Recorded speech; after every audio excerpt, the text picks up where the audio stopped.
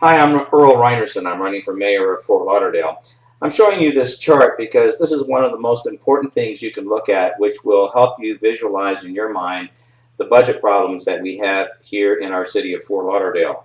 If you look here to the left of the chart, these blue bars, this shows what our all funds budget was for our city from 1997 up until 2002-2003.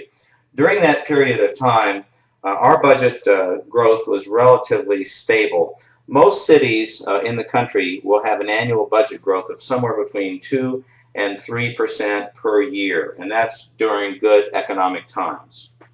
If you notice here, this line that you see going across here is what would be representative of a city's budget if they were able to maintain a 2 to 3% growth rate per year.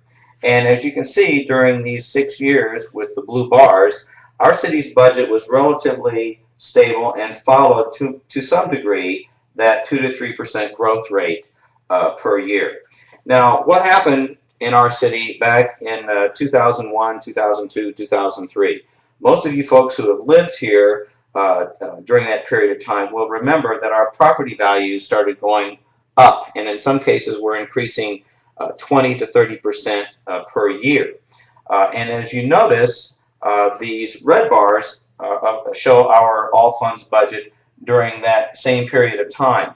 Now, most of you will know that our millage rate has remained essentially, there's been some variation, but it's remained essentially the same. And the millage rate is the amount of tax that you pay based upon the value of your property. So what started happening in 2003 and 2004 was that our property values were increasing. The property taxes that you were paying on your property were increasing as well. And what this enabled the city to receive is, in many cases, to be considered an uncontrolled amount of revenue was then coming into the city's coffers. In one year, 2006-2007, our all funds budget increased by 15.6%. 2 years later, it increased by 14%. These are absolutely ridiculous increases in budgetary growth for any city when the budget should be maintained, stabilized at somewhere between 2 to 3% per year. So from 2003 until 2011, you see what the actual all funds budget has been in our city. What I have been advocating for is a gradual budgetary decline, which will over time reset our budget to an amount that is equivalent to what a typical city our size should have for a budget. And if you notice this little purple dot right down here for the year 2010-2011, the average all funds budget for a city our size across the United States was somewhere around $330 million. Now, does that mean that our budget should actually be at $330 million?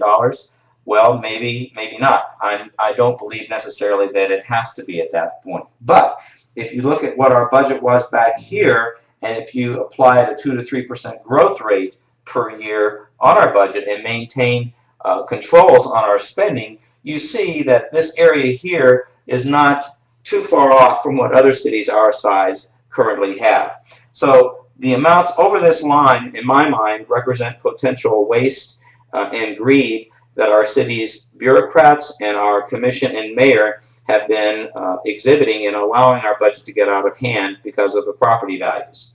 And if you see this dot right here, this dot represents what our current budget is for this year, $635 million.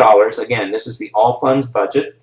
And if you notice that it's right on this trend mark that we see here going right up through the roof. So we have a fundamental issue with our city's spending.